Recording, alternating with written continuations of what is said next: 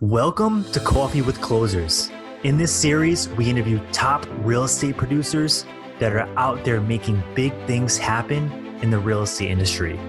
That way you can learn from their failures and their big wins so you can start winning more in your real estate business. So Albert, welcome to the show. Today before we get started and dive into some of the ins and outs of, what has made you have so much success in this short amount of time, I wanted to, tell us, a little bit more about your real estate journey and kind of what made you get started in this industry to begin with. Yeah. Well, first off, Chris, thanks for having me. I really appreciate it. This is an honor. I feel like we've been trying to do this for, I don't know, like three or four pre-corona for a really long time. But yeah, well, look, I moved to America from Europe about almost 7 years ago now. And when I moved here, I really had no direction. I was 21 years old, had no direction, no goals. I just knew I had a bunch of energy, and I knew that I wanted to do something, something bigger than myself and bigger than what I knew at the time. So, I started in the hospitality industry. I started working in restaurants. And I enjoyed it, but it was small. It was not very challenging. And I like 2 years in, maybe I started understanding, hey, this entrepreneurship thing is really attractive to me, and I started looking into it more and trying to understand it more. And, once I started like playing with different things, I understood. I was like, okay, I get how it works. So from there, I started looking into sales. I always liked people. That's my favorite thing, being around people. I'm interested in stories and finding out more about people. So once I understood sales and the concept, then I started looking for jobs in sales. And I found my first job in sales was really my first job was I was an event coordinator at a restaurant in New York. I did that for a little while. I liked it. I was selling without really knowing it, without knowing what I was doing. And then after I moved here to Rhode Island, I started working at a car dealership. I worked there for about a year and a half. That's when I really fell in love with sales. And that was the time when I was like, all right, I know what I want to do. I want to sell, but how can I do this at a high level? So then I started looking at different industries, and just real estate popped up, and I started, doing research, and I was like, oh, this is it. And then, that's it. I started it. That's awesome. That is awesome. So, this is the biggest thing. People get started, they jump into it. And when you first got started, was it a little different than what you had expected? Yes and no. So I think the biggest thing that people have when they get started is most people in our industry, they underestimate the amount of work that it takes, and they also don't do a lot of research. So they kind of look at it like getting a college degree and then getting the skill. The way I looked at it, when I made the decision to get into the business, it was 8 months. It took me 8 months to go get my license and then start selling real estate. So I took those 8 months, although I was still working and selling cars. I was researching every night, 2 to 3 to 4 hours a night, different people, different top producers, and just kind of understand the concept of, what is real estate? I want to sell homes. I want to connect with people, but what's the basics and how do I go out there and find business? So that's really what I did. And it was hard. It's still, even though I did that research, it still ended up being much, much harder than I thought because there was so much more involved, as you know. It definitely is. It definitely is. I mean, so when you first got into real estate, you probably saw a lot of people making a ton of money and then a lot of people not making much money at all. So when you got into this, your initial thought process was like, hey, I'm already selling cars. I'm already making good money doing this. Let's go into an industry where I can kind of be a little more entrepreneurial, make my own schedule, be my own boss, and make a lot more money, right? That's right. Yeah. That makes a ton of sense. Yes, that really was the idea. I think that's why a lot of people get into it. I just think, some people have misperceptions and misconceptions about how they actually generate business and how challenging it can actually be to get started. Yeah. Right. They do. Yeah. So I feel like, go ahead. Yeah, no, go ahead. You. I just feel like most people, they get into the business is kind of like a second option almost. I don't know if that makes sense what I'm saying, but like they It does. try something else, like they feel like it's the easy path to get into real estate. And then they get in like, what the fuck? 3 months later, they're like, oh, this shit is not easy. You know, that's how I see it. You know, that's what I think. Like, yeah, obviously that's why we have such a big failing ratio. Yeah, they say it's 85 to 90%. Yeah, yeah, It's yeah. huge. It's It's huge. huge. And, Yeah, everybody passes the test. They're super excited, which is great. But the yeah, big test is, can you actually make this work and make income? yeah. You know? Honestly, I feel like the test is like 8%, Yeah, 8% of the work. You know, exactly. so yeah, Yeah, it's definitely a lot more than just passing the test. There's a whole yeah, business yeah. side behind it, to That's make this right. work and make That's right. full-time income. But you seem to figure that out pretty quickly. So Albert, I want to Yeah, talk about one of the most challenging pieces of this, and that's yeah. lead and getting new prospects, because That's right. that's the lifeline of our business. So Yeah, what are you doing to generate new leads and new business? And what strategies are you using to actually get yeah. those leads to convert? Yeah, yeah. That's a really good question, and I do agree. I think that's the most. I just think everybody would succeed if they had enough leads in the business. You Yes. know, I think. Look, what like I said, I was doing research, and before I started obviously doing research on leads, and I started. If somebody's selling 100 homes, look, they have at least 7 different lead sources, as you know, right? So I started doing that kind of research, and I started to see what top producers were doing. Now, there's different ways you can do this, in my opinion. The way I chose it, I needed to do what's the lowest hanging fruit, what is the cheapest lead source that is going to require the biggest sweat equity that I could put into this and create results. So naturally, I went to expired listings and for sale by owners, you know, Yes. and open houses. But expired listings and for sale by owners, that's really where I started. And then you go online and research all these people like Realtor sells $1 billion, called an expired, like, oh wow, I can do this. And then you see people role play like, oh, this is easy, right? But then the crazy part is when you start actually calling, it's probably, honestly, I think it's the hardest thing you can do. Like I wanted to quit so many times when I was calling and just go towards the, like buy leads online and figure different ways. But I was like, no, I'm going to do that when I master this. When I know that I can go get a listing in a week or in 3-4 days by prospecting via phone, when I know I can do that whenever I want to, that's when I'm going to consider other leads, because I knew if I gave up on it, that I'd just be completely dependent on buyers, on online leads, which there's nothing wrong with it. But I just feel Yes. like if you don't have real sales skills, you just don't have really a lot of control when it comes to your business. You're right. You're right. You either have the check equity or sweat equity, right? That's right. That's Yeah. the biggest Yeah. thing. And when you're first starting out, I think it's important for agents to hear this. It's good to have that sweat equity because your margins are going to be a lot higher. There are a lot of agents that spend a lot of money on leads, but Yeah. they might make $120,000 a year, but they only pocket say 40 or 50 because half that goes out the window to lead generation companies. Exactly. Yeah. Yeah. That's huge. Yeah. And another thing I really understood early, I feel was uh, I knew, I was like, hey, I definitely like control, right? So I said, I want to run my business where I feel like I'm in control, and working with majority listings.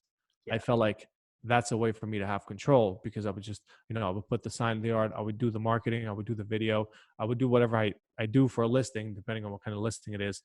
But people will come to me, right? Buyers agents and buyers would build a case as to why we should accept their offer rather than me being on the other end. That's As true. I mean, you know the difference, and that's why I understood it early. I was like, okay, because you could just you could be at a bar, or you could be at lunch, and somebody else is selling your listing, really. It's true. So I love that. I was like, yeah, I was like, this is how I want to build my business.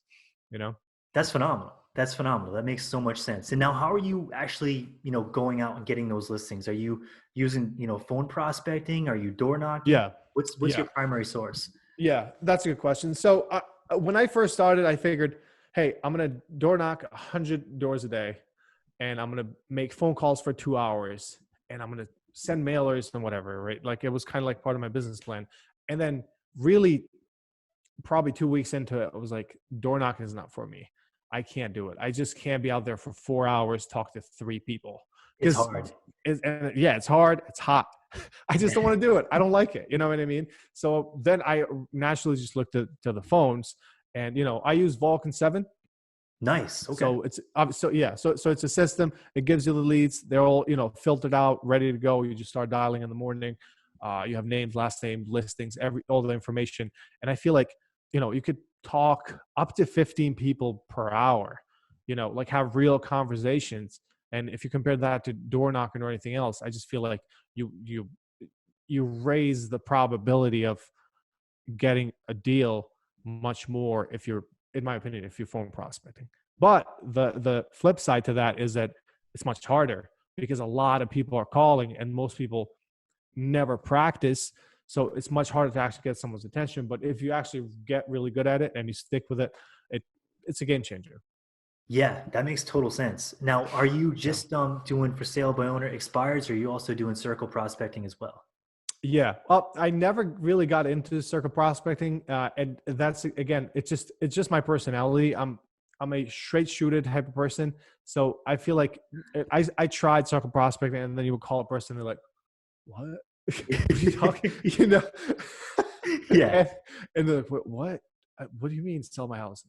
I don't want to sell my house. Who told you that?" So I'm like, "This is not for me." I'm like, I need to know to talk to someone who raised their hand that said, "Hey, I either am trying to do this on my own, but I don't know what I'm doing, or I tried to do it, I failed.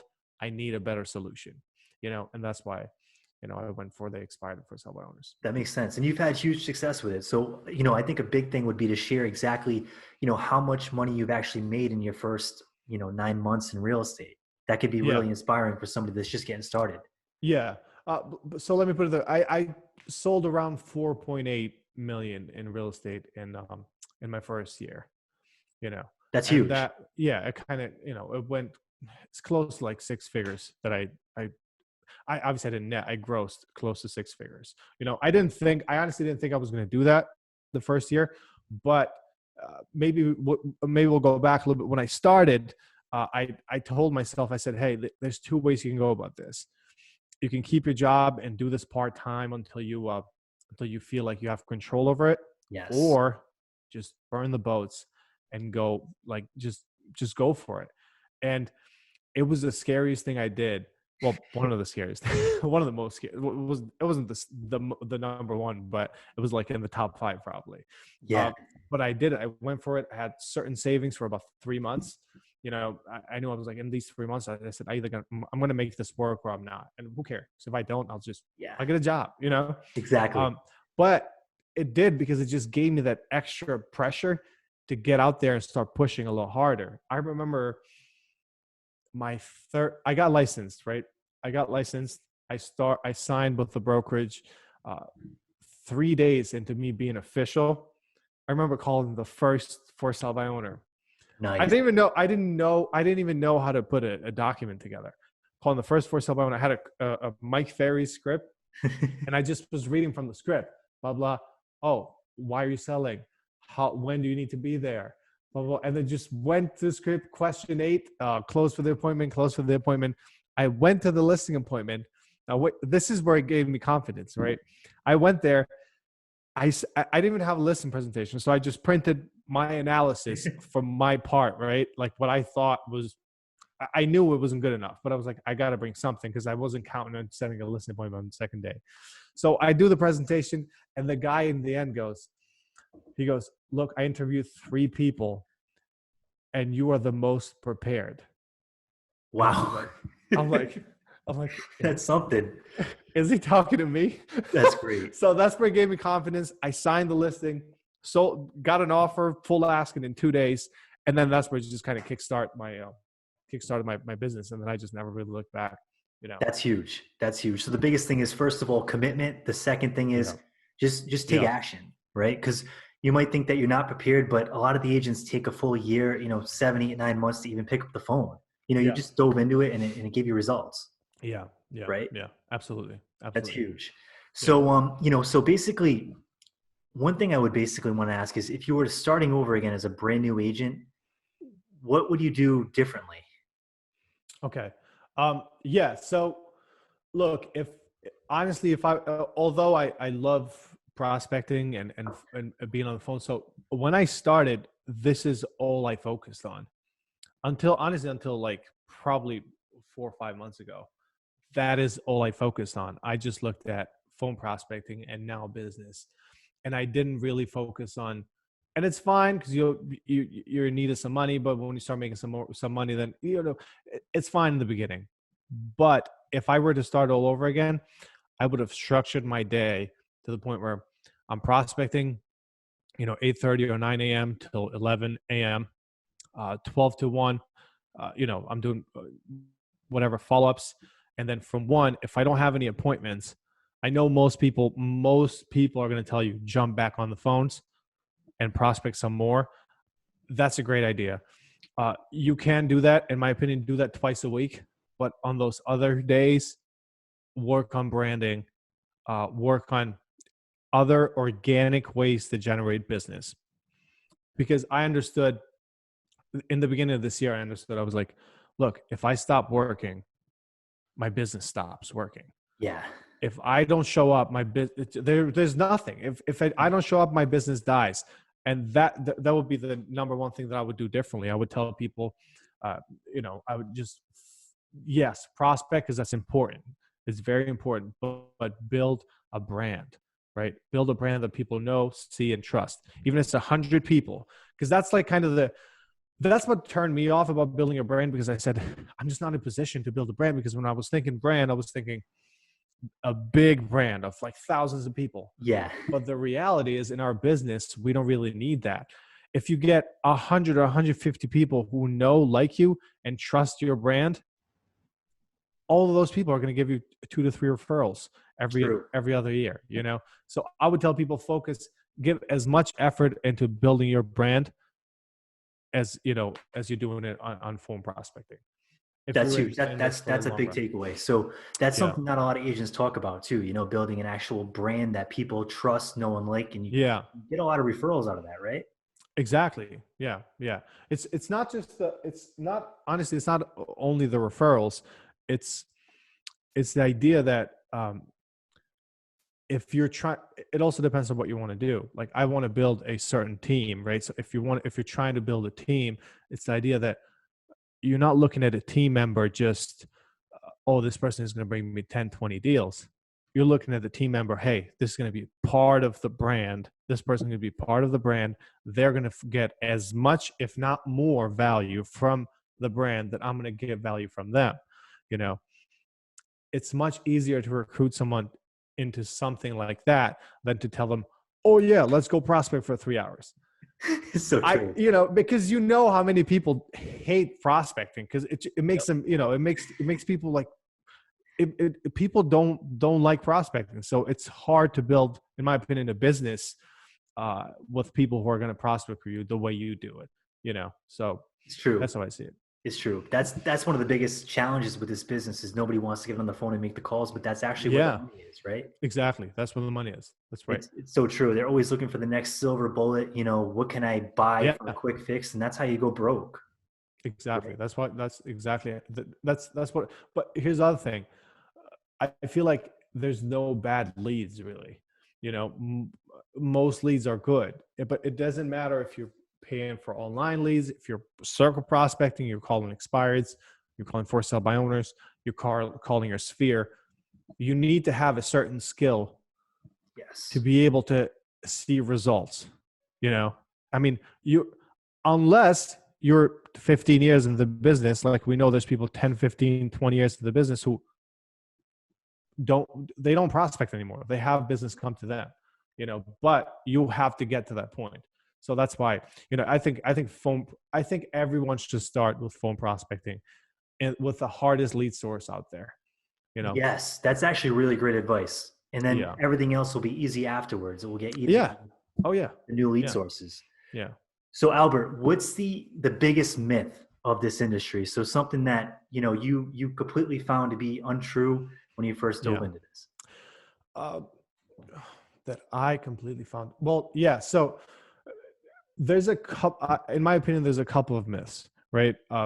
But the biggest one, in my opinion, is that people see uh, the glamour of the real estate agents, and they think, oh, I'm going to make six figures, Yeah. and they just get into the business. But it's in my opinion, it's just so much more harder than anybody thinks it could be. And that's why people fail out of the business. And I just think the myth is from the outside is, oh, this is easy. I could do this. I could sell a couple of houses, because if you just, break down the commission, it's like, oh, if I sell 10 houses, but actually selling 10 houses is hard, you know? So that's the, that one part myth. And then the other part, in my opinion, is that people don't understand that this is a business Yes. and don't treat it as a business. And then they get stuck, because this is not a job. It's like starting whatever business you are. If you're the employee, you're the boss, you're everything, right? But most people just look at, how do I go get another deal, and everything else is falling apart all the time, and then frustrations start, and that's why most people fall off. That's actually a great point. So you got to learn the marketing, you got to learn the finances, you got to learn how to budget, you got to learn everything all in one, because Yeah, you're going to be in the role of all those positions, at least when you first start, until you can hire people to do that, right? yeah, yeah, That's the yeah, biggest thing. yeah, So Albert, if you could pick three things to focus on, because I think agents, they get really scatterbrained, and they kind of see one thing and they want to go towards that, and then the next week they're doing something else. If you had to pick three things as a new agent that really impacted your success, yeah. what would those three things be to focus on? That's a good question. Um, as a new agent, if I had to pick three things, I would say, make sure you treat this as a job. Meaning, I'm not saying like that you're just an employee, but meaning you need to create a schedule, right? Because if you work for someone else, if you're supposed to be there at 9, you're going to be there at 9. Or if you're not, maybe you can get away with it 2 or 3 times, but you'll get fired. So Yeah. that's one. But what I'm trying to say with that is, keep yourself accountable. Accountability is the number one thing. If you tell yourself, I'm going to do this every day, then do it every day. Show up every day and treat it as a job. Dress up for success and get out there and treat it as a job. That's one. Two, find 2 to 4 lead sources that you think you're going to focus on, that are going to make sense for you, and then work backwards from those lead sources. Try to figure out industry averages of, for example, how many deals can you get out of 100 expired listings, right? How many hours do you need to prospect? Work backwards from that and build your business plan that way.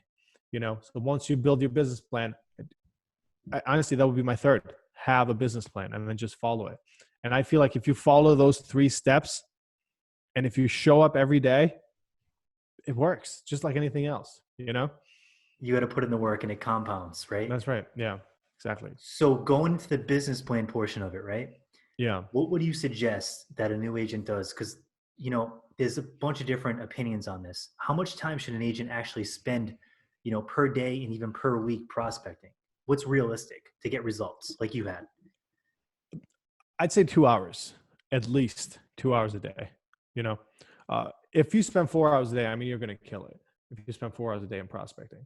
But the way I see prospecting is this: if you're prospecting from 9 to 11, that's what you're doing. Your calendar is blocked. Like my calendar says, prospecting 9 to 11. I don't do anything else on Monday to Friday during that time. So that's really, that's how I would kind of structure the day. If you just prospect every day for 2 hours a day, you have to give it at least 3 months, right? Or maybe even more, like 4 months. And then see, out of those 4 months, track your activities, right? Out of those 4 months, now you're going to see, hey, I spoke to 100 people. I got 15 good leads. And now that I got 15 good leads, it took me how many times did it take me per each lead to follow up to get to a listing, to get to a sale? If you kind of figure those things out, then it just becomes a matter of just doing it, because you now your averages. I have leads, like I have a couple of listings that I haven't listed yet, but there's one that I signed 2 weeks ago. I followed up. I was looking at my calendar. I followed up with the guy 28 times. Wow. That's awesome. 28 times. I started in November last year, and I finally signed them now. Wow. And it was email, text, phone call. Every time I would call him, he doesn't answer. Email, text, phone call, email, text, phone call, until it came to the point. He called me. He said, "Hey, Albert, I am ready to list my house." My business partner at the time was saying, "Dude, just get over that. Like, just move on. He's ghosting you. You've got to decide when to let go." I said, I'm not, it's taking me 3 minutes to do this. You know, he called me, he goes, "Hey, I'm ready to do this." I signed the listing online, didn't even meet him. I met him when I first met him in November, but since that, That's he huge. just signed the listing online and that's it. But you have to kind of figure out those numbers, because then you have realistic expectations, you know. Because here's the other thing. When I started prospecting, I would see people, I would see videos. Oh, realtor signs 10 listings in the first month, call them expireds. Great. It didn't work. It didn't work that way for me, right?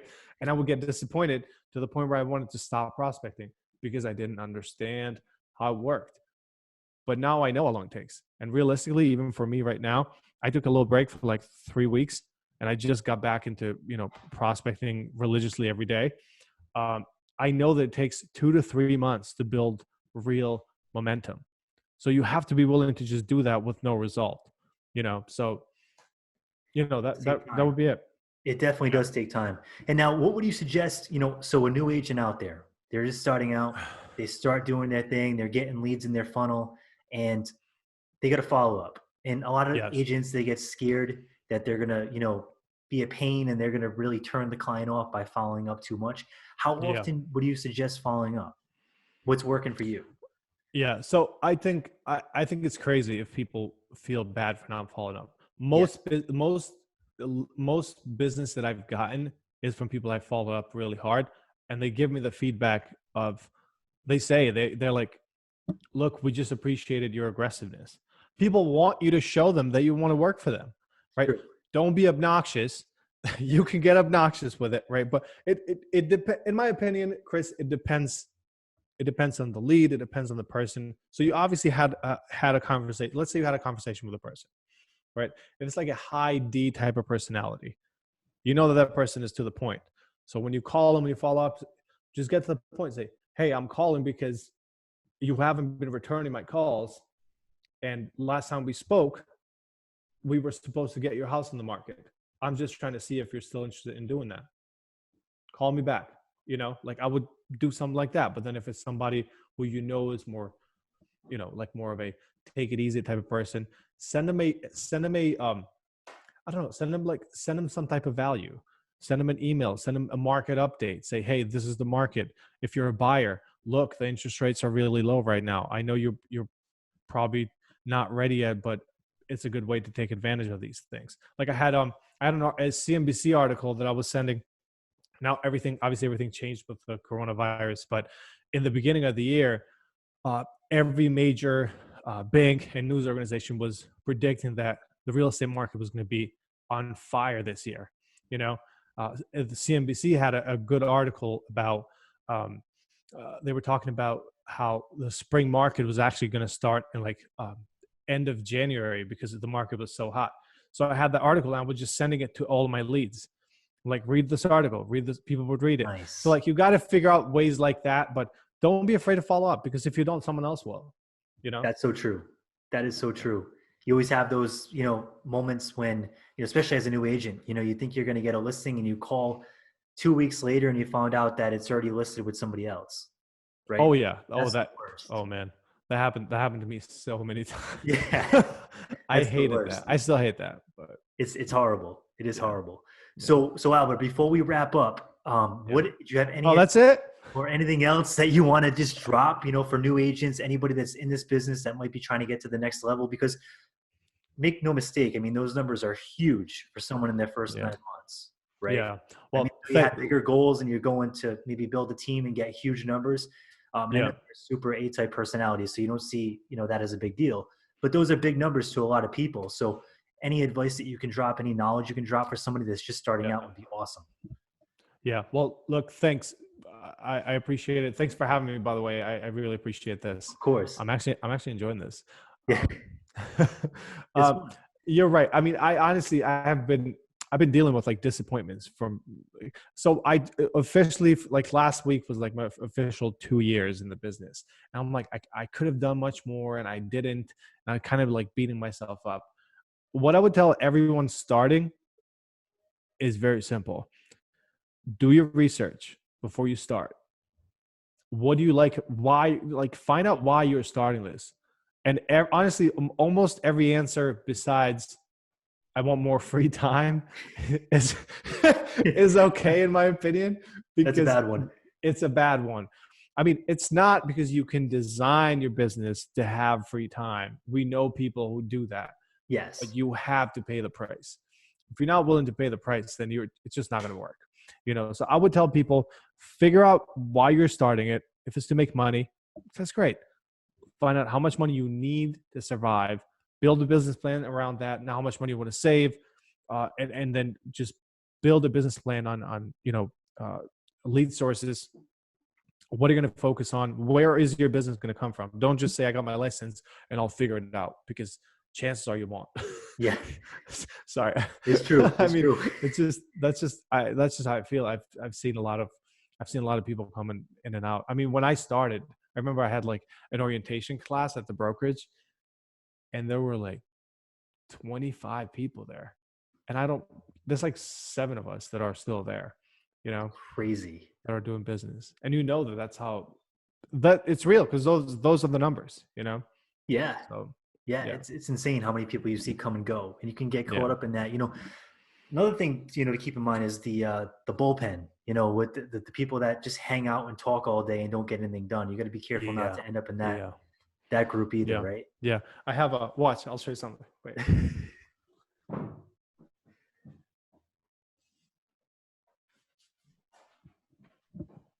So when you sign up for Vulcan 7, they send you like a package, and one of the things that they send you is this. No, nice. Do not Nice. disturb. It says, I'm setting another listing appointment. So I usually That's put awesome. this in my office. I usually from 9 to But 11. I just usually put this right on the glass. No one can talk to me. it during that works. time. It works. I can't It tell you works. how It many definitely times works. you get distracted in the office. Someone comes in, you start talking before you know it, all your And like prospects. 45 minutes. That's it. 45 minutes later. It's bad. That's something new agents, you definitely got to watch out for that. That's a big. Yeah, absolutely. You can Absolutely. make good friends in real estate, and that's the challenge. Is you always want to talk and socialize, because a lot of the people are good people and they're fun to be around, Yeah. but you got to get stuff done, right? You gotta get stuff. Yeah. I mean, look, there's time for fun, but there's time for play, but you got to work. And that's the other way I look at it is, I try to earn my fun. So I tell myself, hey, look, like Friday nights and like Friday nights, Saturdays, not right now, obviously, but but I'm like, hey, if I did what I'm supposed to do all week, then yeah, I could go out, have a good time with friends. But if I didn't, like, I honestly don't. I just, I tell myself, hey, like, you didn't do what you told yourself you were gonna. If you can't keep your own promises, like, how are you going to deliver value to someone else? How are you going to tell someone I'm going to sell you your $600,000 home, but you can't keep your own promises? True. That is true. That's a great point. That's actually a Yeah. really smart thing to be doing too, because it triggers your Yeah. reward system and makes you want to work harder too, right? Yeah. Yeah. That's Absolutely. awesome. That's Absolutely. great. So this was a good interview, Albert. I appreciate you coming on. It's been awesome, and we'll definitely have you back, when you start building your team, to share that knowledge and see how that goes. So I appreciate you coming on. Thanks so Thanks, much. man. I appreciate it. Thank you Of so course. much. Thanks, Thank you. Albert. All right. Bye.